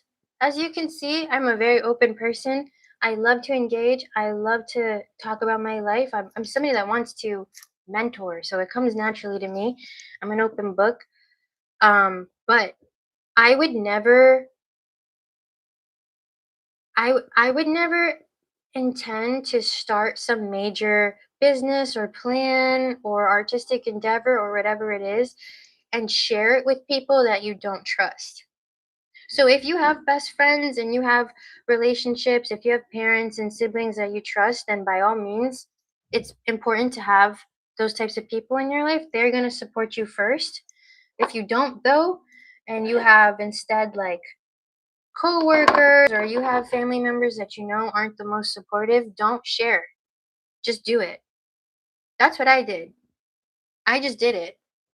The thing that's going to happen is people that don't have the best intentions for you can impart their thoughts onto what you're doing and it can make you insecure to a point that you don't even want to pursue it anymore. I mean, I'm sure that's happened to many people. I've had plenty of ideas that I was like, "Oh my god, how cool would it be if we did this thing and we took a weekend to do this and then we started this?" But when you share that with the wrong person who doesn't believe in you, even if they fake it, their energy is going to impact the overall result. And you just don't want that. So my rule is I only share what's concrete. Like I keep my wins to myself. I try not to and I know it's not bragging, but people that are insecure are going to perceive it as bragging. If you talk about things that you've accomplished and things that you're proud of, if you're telling the wrong people that, they're gonna think that you're bragging and then they're gonna project onto you. So it's just, I tend to stay personal. If somebody asks me, like, how's this going? I'll be like, oh my God, it's going great. If they're genuine, I'll share more about it. But other than that, I tend to be very personal um, when it comes to sharing, like, what my ambitious goals are.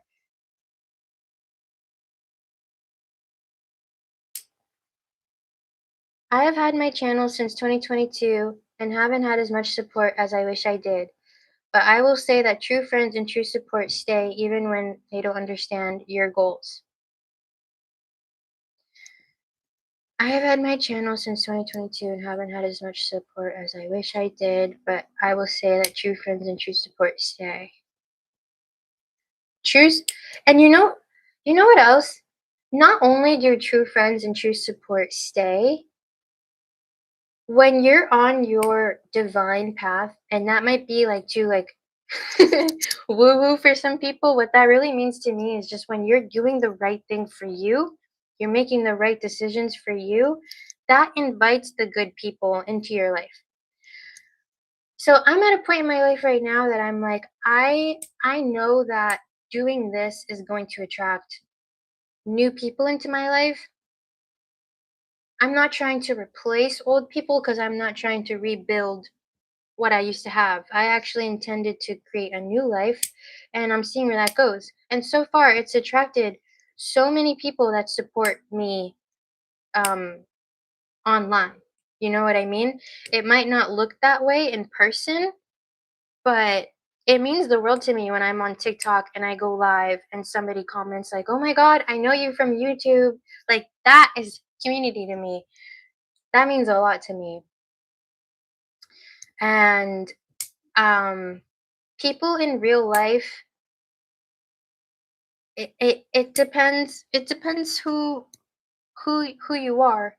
Not everybody. I can say, unfortunately, I'm one of those people that well, let me put it this way. I am so fortunate to have the support that I currently do have in my life right now. Um, but it wasn't always like that, and I don't know. It is what it is.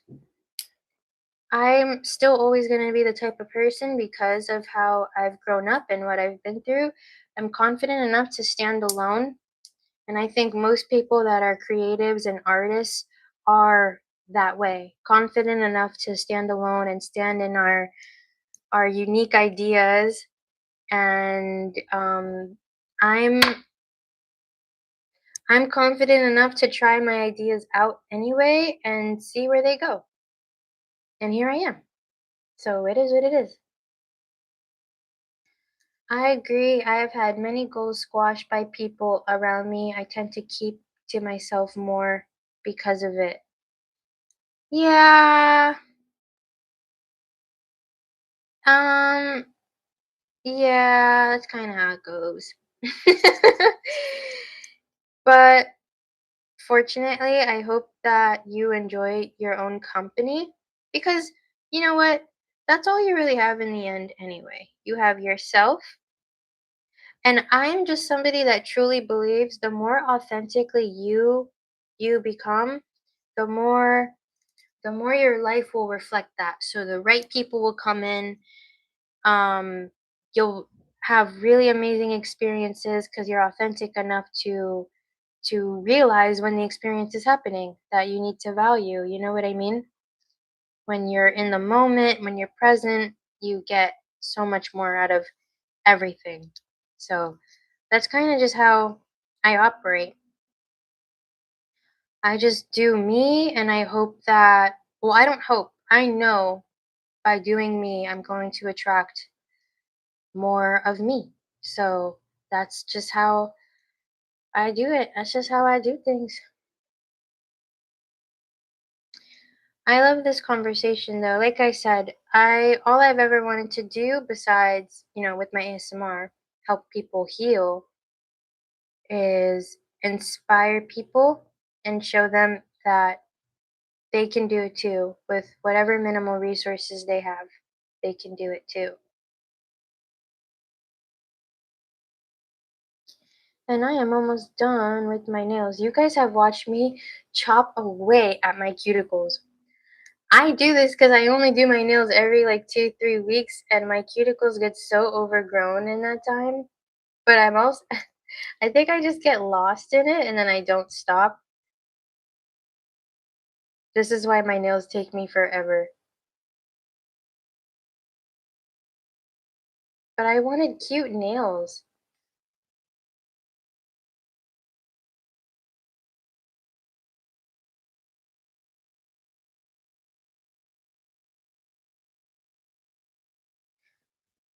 Hard to not be to being inspired by someone with sunflower earrings. I also people see the light in you, that's why they hate. LOL. To Mathilde, I have to go. It was cool hopping in. If you want to collab on music, let me know. Ooh! I'm gonna screenshot this so I remember. That sounds awesome. Screenshotted. Thank you for joining so much and for commenting on my sunflower earrings. That's awesome. I'd love to collab on music.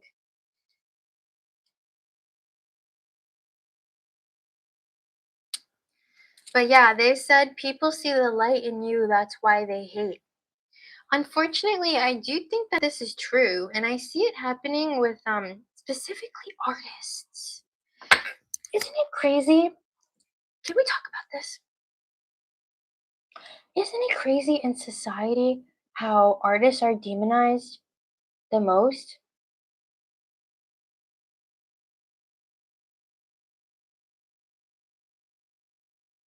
Isn't that crazy? Like, why like anytime an artist does anything, it's demonized. And even when you do good art, if you like, I don't know, people just tend to like really hate on artists. Like artists are really scrutinized for some reason in a way that no other like occupation is. What's up with that? And I think it has something to do with what he said.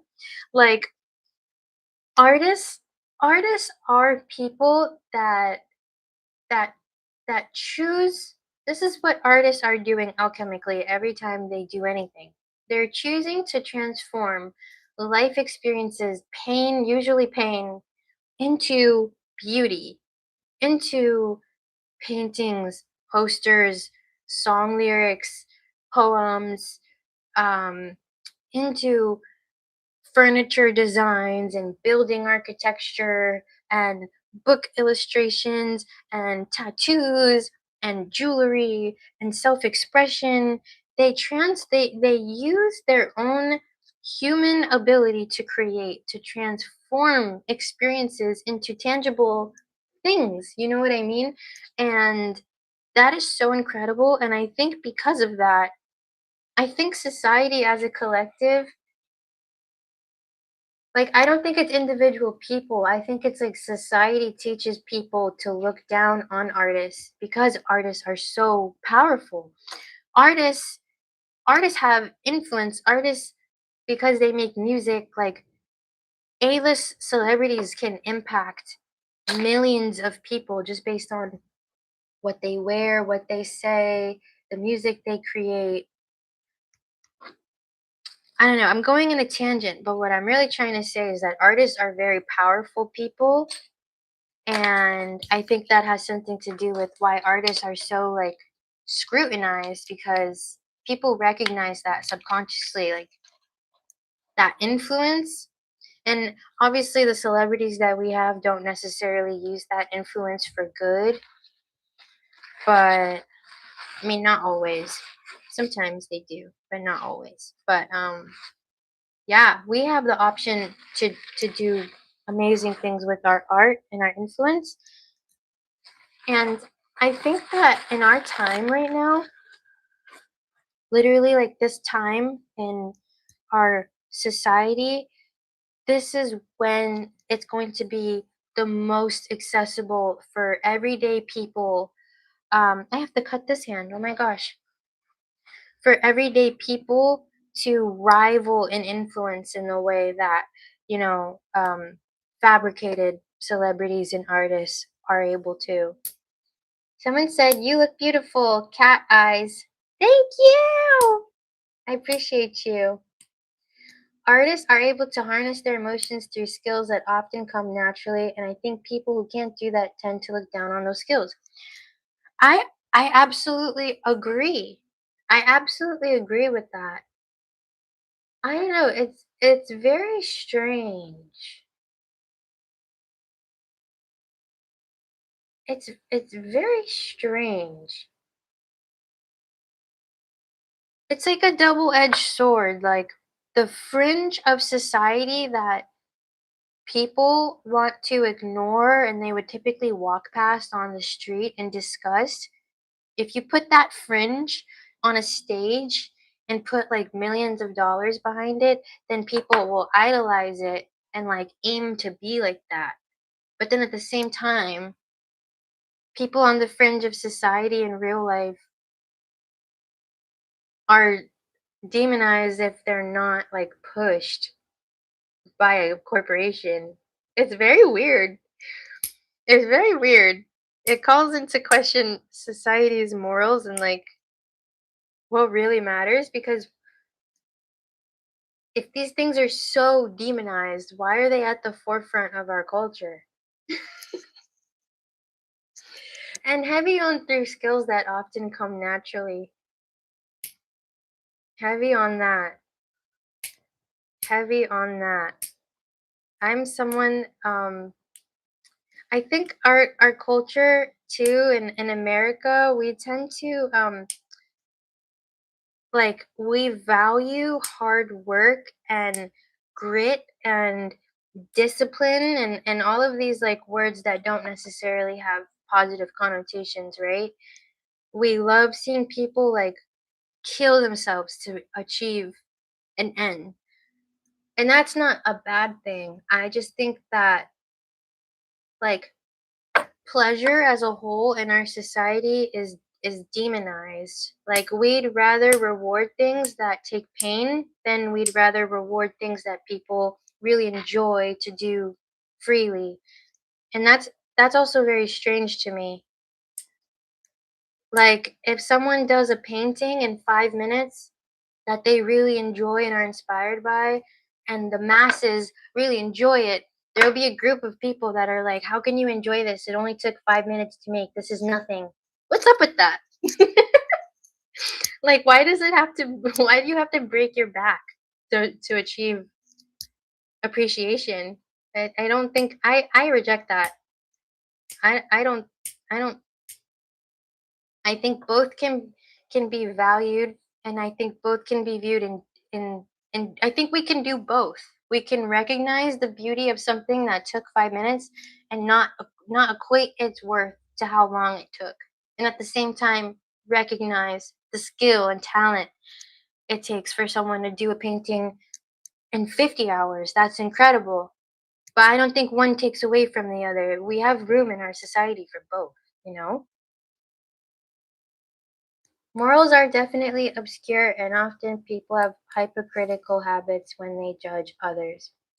I think also the hyper critique of others does come from a an insecure place, because people that are very confident with themselves don't feel a need to psychoanalyze and criticize. But for some reason with art, like especially right now, it's become very commonplace to like analyze and critique and dissect what used to just be enjoyed. Um, Primarily women artists, I've noticed when they release music, it can never just be enjoyed. It has to be like dissected, and a lot of people are debating this and that. Um, the structure of the album, the kind of music it is, the references, the choreography, the visual aesthetics, the styling choices, like everything is critiqued, and it's so like as an artist, I'm like that's kind of scary to like jump into that world, because it's like it makes me feel like maybe like what I do is not good enough because it's going to be analyzed, you know? But when people analyze, it's never going to be good enough. It's not really healthy to think that way. It seems so odd to be how people who judge art are usually not artists themselves. It's a weird thing too. It's a weird thing too. It's like it's not to demonize people that aren't artists either, because we need them. People that don't create art consume it, and like I value that too, you know? Like you don't necessarily need to create art to consume it, but I do agree like that type of criticism, it depends how it comes across. If they're rude about it and they didn't make music or they didn't make ASMR, I would be like, you don't even know what you're talking about. But trust me, I've gotten I have gotten some people that have criticized the style of ASMR that I do, style of music that I do. But I stick to what I do. I think it's very, very easy to remember the one or two or even three like negative comments when I have so many people that leave me positive comments every day. And I think that's why I'm so grateful for it, because in society that's not really like a thing. People tend to be negative first. So it's like such a blessing to be in a community where people are so positive. I've noticed that about the ASMR community in general. People are very supportive and positive. I'm very thankful for that. Because some communities are very cutthroat. Very cutthroat. You have to be cut out for that type of thing. But yeah, we have officially hit 2 hours and about 6 seconds. Thank you so much, everybody that has joined me for my first live at my ASMR studio while I did my makeup and my hair. If you're watching this after the fact, I hope you enjoyed. I hope to do a lot more like this. How can you truly be able to judge something if you have never learned how to make that type of art? I'm not saying they have to have the same talent level. Hi, Mathilde. So happy to catch up. I'm so happy to catch you here because I was just about to hop off. But we were talking about art and how people judge it and stuff. Personally, I think I think it's kind of a hard thing. Yeah, I was just saying people are gonna have to catch the replay.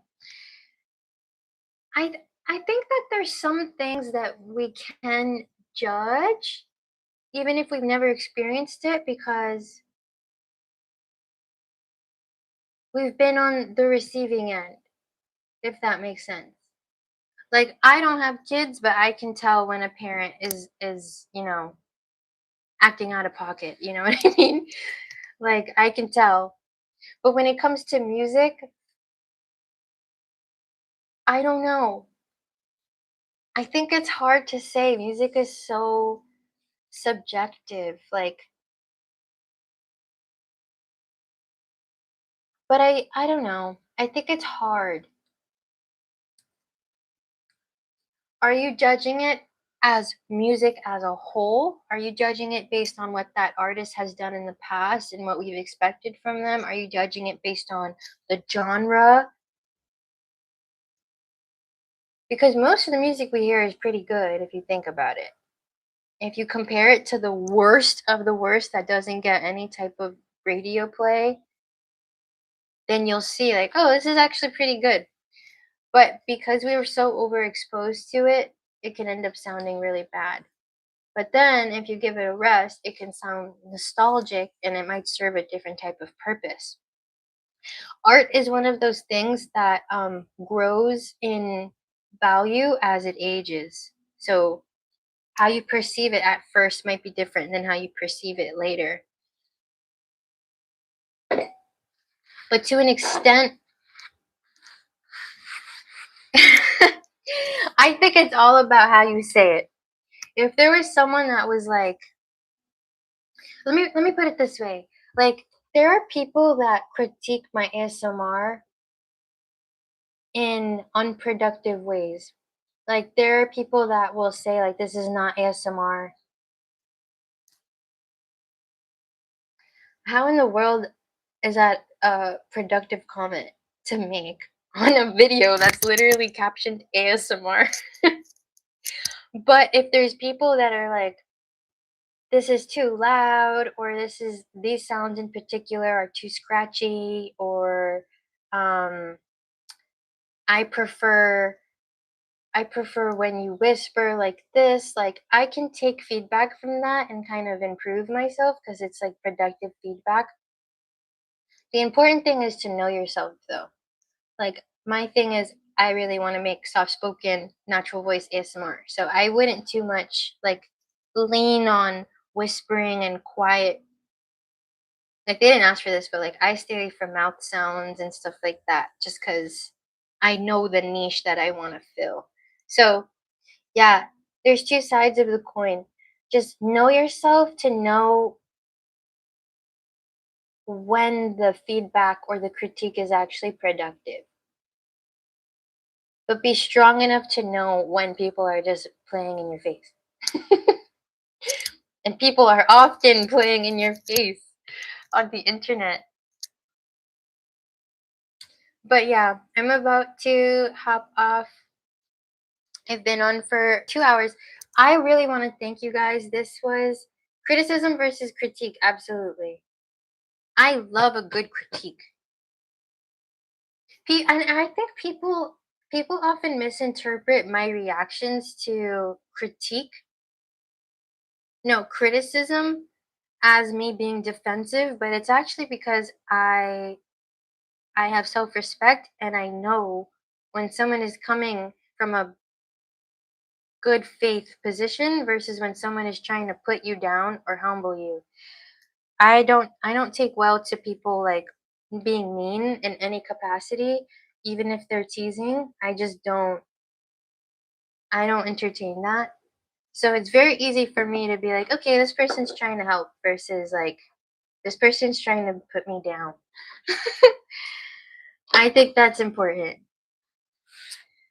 But yeah, everybody that has enjoyed so far and anybody that's going to catch the replay, thank you so much for watching. I was really nervous to do this live. So happy to hear you're not planning to make that type of ASMR. Thank you. It's been, I get that comment a lot. People really want me to make whispered content, but from the start, I really wanted this to be a reflection of the work that I do in person. With in-person sessions, I'm probably not going to be whispering unless they like specifically request that. And also, I just want to keep this a thing that I enjoy. And I don't really like to whisper.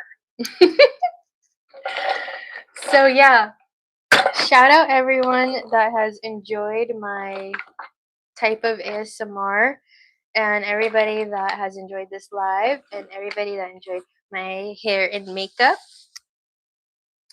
I'll catch you guys in the next one. This was so much fun. All right, bye.